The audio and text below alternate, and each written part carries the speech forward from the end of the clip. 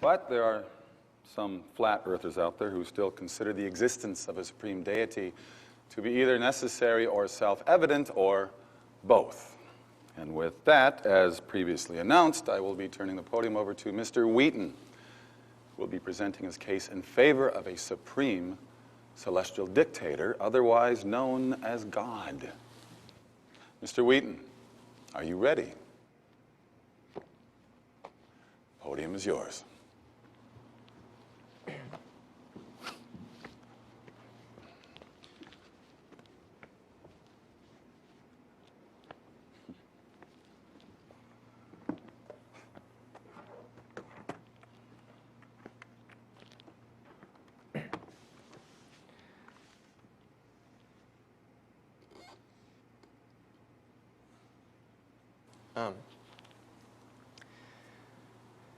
Atheists say that no one can prove the existence of God, and they're right.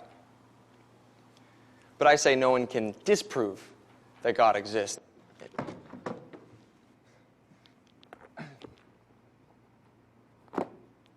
But the only way to debate this issue is to look at the available evidence, and that's what we're going to do. We're going to put God on trial, with Professor Radisson as the prosecutor, me as the defense attorney, and you as the jury. Most cosmologists now agree that the universe began some 13.7 billion years ago in an event known as the Big Bang. So let's look at theoretical physicist and Nobel Prize winner Steven Weinberg's description of what the Big Bang would have looked like. And since he's an atheist, we can be sure there isn't any believer bias in his description. In the beginning, there was an explosion, and in 3 minutes, 98% of the matter there is or ever will be was produced. We had a universe. For 2,500 years, most scientists agreed with Aristotle on the idea of a steady-state universe, that the universe has always existed with no beginning and no end. But the Bible disagreed. In the 1920s, Belgian astronomer George Lemaitre, a theist, who's actually also... What's a theist? A theist is someone who believes in the existence of God. He said that the entire universe, jumping into existence in a trillionth of a second, out of nothingness in an unimaginably intense flash of light, is how he would expect the universe to respond if God were to actually utter the command in Genesis 1:3, "Let there be light." In other words, the origin of the universe unfolded exactly how one would expect after reading Genesis, and for 2,500 years, the Bible had it right, and science had it wrong. All of which points to a God that created it. You see, in the real world, we never see things jumping into existence out of nothingness, but atheists want to make one small exception to this rule, namely the universe and everything in it. But in his book, The God Delusion, Richard Dawkins says that if you tell me God created the universe, then I have the right to ask you, who created God? Dawkins' question only makes sense in terms of a God who has been created. It doesn't make sense in terms of an uncreated God, which is the kind of God that Christians believe in. And even leaving God out of the equation, I then have a right to turn Mr. Dawkins' own question back around on him and ask, if the universe created you, then who created the universe? You see, both the theist and the atheist are both burdened with answering the same question of how did things start. What I'm hoping you'll pick up from all this is that you don't have to commit intellectual suicide to believe in a creator behind the creation. And to the extent that you don't allow for God, you'd be pretty hard-pressed to find any credible alternative explanation for how things came to be.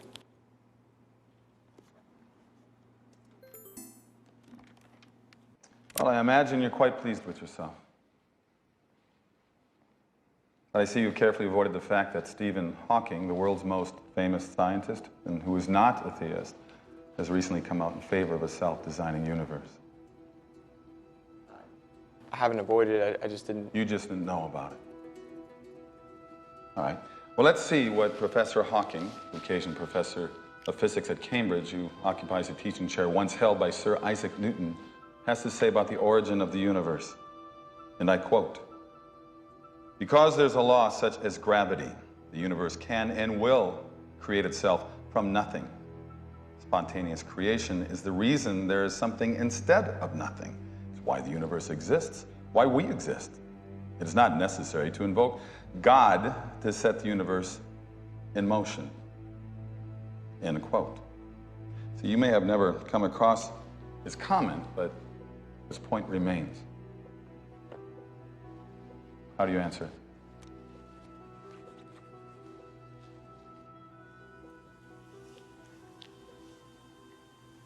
I don't know. You don't know. I pricked the balloon of your entire argument with a single pin, and you don't know. Huh. Well, I mean, I'd like to tell you I have the perfect answer, but it doesn't shake my underlying faith. Okay. So the greatest scientific mind in all of history says that God is not necessary, but a first semester freshman says, oh, yes, he is. Wow, you know, it's going to be a really tough choice.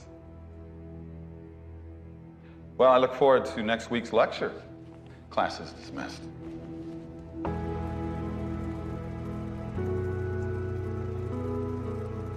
In our last class, I was asked a question that I couldn't answer. As Professor Radisson pointed out, Stephen Hawking is an atheist. He also wrote a book called The Grand Design, in which he says the following. Because there is a law such as gravity, the universe can and will create itself from nothing. And to be honest, I tend not to refute that. I mean, after all, Hawking is clearly a genius. But Professor John Lennox, who teaches mathematics and philosophy, has demonstrated that there are not one, even two, but three errors of logic contained in that one simple sentence, and it all boils down to circular reasoning. Hawking is basically saying that the universe exists because the universe needed to exist, and because the universe needed to exist, it therefore created itself. It's like this. If I say to you that I can prove that Spam is the best tasting food that's ever existed because in all of history, no food has ever tasted better, you'd probably look at me strange and say, I haven't proven anything, and you'd be right. All I've done is restate my original claim. But when Hawking claims that the universe created itself because it needed to create itself, and then offers that as an explanation as to how and why it was created, we don't immediately recognize that he's doing the same thing. But he is. Prompting Lennox to further comment, nonsense remains nonsense even when spoken by famous scientists, even though the general public assumes they're statements of science. This is the height of hubris. Are you telling me that you, a freshman, are saying that Stephen Hawking is wrong? No. What I'm saying is that John Lennox, a professor of mathematics and philosophy, has found Professor Hawking's reasoning to be faulty, and I agree with his logic. But if you can't bear to disagree with Hawking's thinking, then I suggest that you turn to page 5 of his book, where he insists philosophy is dead. And if you're so sure of Professor Hawking's infallibility, and philosophy really is dead, then, well, there's really no need for this class. Ladies and gentlemen of the jury, for the last 150 years, Darwinists have been saying that God is unnecessary to explain man's existence and that evolution replaces God. But evolution only tells you what happens once you have life. So where did that something that's alive come from? Well, Darwin never really addressed it. He assumed maybe some lightning hit a stagnant pool full of the right kind of chemicals. Bingo, a living something. But it's just not that simple. You see, Darwin claimed that the ancestry of all living things came from that one single simple organism, which reproduced and was slowly modified over time into the complex life forms we view today. Which is why, after contemplating his own theory, Darwin uttered his famous statement, Natura non facit saltum, meaning, nature does not jump. Well, as noted, author Lee Strobel pointed out that if you can picture the entire 3.8 billion years that scientists have say life has been around as one 24-hour day, in the space of just about 90 seconds, most major animal groups suddenly appear in the forms in which they currently hold, not slowly and steadily, as Darwin predicted, but in evolutionary terms, almost instantly. So, nature does not jump becomes nature makes a giant leap. So how do theists explain this sudden outburst of new biological information? And God said, "Let the water teem with living creatures and let birds fly above the earth across the expanse of the sky." So God created the great creatures of the sea and every living and moving thing with which the water teems according to its kind. And God saw that it was good. Genesis 1:20. In other words, creation happened because God said it should happen. And even what looks to our eyes to be a blind, unguided process could really be divinely controlled from start to finish. Evil. It's been said that evil is atheism's most potent weapon against the Christian faith, and it is. After all, the very existence of evil begs the question, if God is all good and God is all powerful, why does he allow evil to exist? The answer at its core is remarkably simple. Free will. God allows evil to exist because of free will. From the Christian standpoint, God tolerates evil in this world on a temporary basis, so that one day those who choose to love him freely will dwell with him in heaven, free from the influence of evil, but with their free will intact. In other words, God's intention concerning evil is to one day destroy it. Well, how convenient. One day, I will get rid of all the evil in the world. But until then, you just have to deal with all the wars and Holocaust, tsunamis, poverty, starvation, and AIDS. Have a nice life. Next, you'll be lecturing us on moral absolutes. But why not? Professor Radisson, who's clearly an atheist, doesn't believe in moral absolutes. But his course syllabus says he plans to give us an exam during finals weeks. Now, I'm betting that if I manage to get an A in the exam by cheating, he'll suddenly start sounding like a Christian, insisting it's wrong to cheat, that I should have known that. And yet, what basis does he have? If my actions are calculated to help me succeed, then why shouldn't I perform them? For Christians, the fixed point of morality, what constitutes right and wrong, is a straight line that leads directly back to God. Oh, so you're saying that we need a God to be moral, that a moral atheist is an impossibility. No, but with no God, there's no real reason to be moral. I mean, there's not even a standard of what moral behavior is. For Christians, lying, cheating, stealing, in my example, stealing a great I didn't earn, are forbidden. It's a form of theft. But if God does not exist, as Dostoevsky famously pointed out, if God does not exist, then everything is permissible.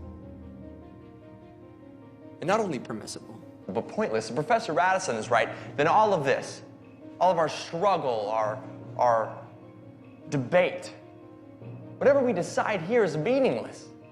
I mean, our lives and ultimately our deaths are no more consequence than that of a goldfish. This is ridiculous.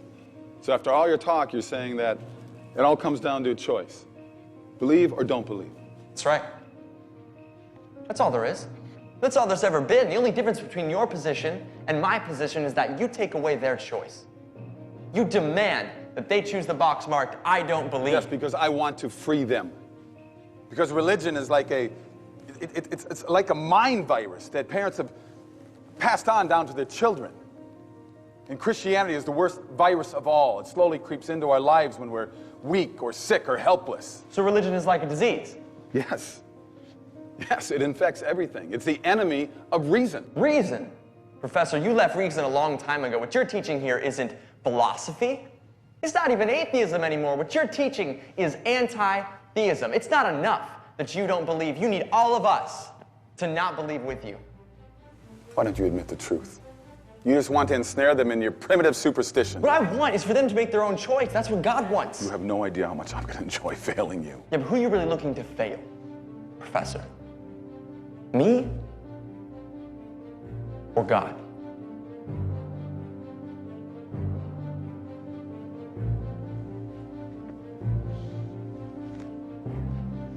Do you hate God? It's not even a question. Okay. Why do you hate God? This is ridiculous. Why do you hate God? Answer the question. You've seen the science and the arguments. Science supports his existence. You know the truth. So why do you hate him? Why? very simple question, Professor.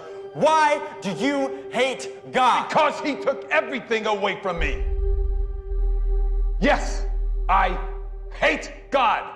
All I have for him is hate.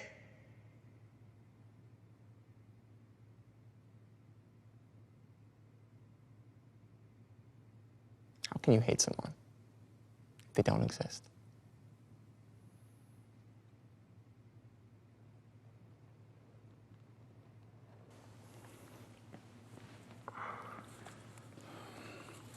You've proven nothing. Maybe not.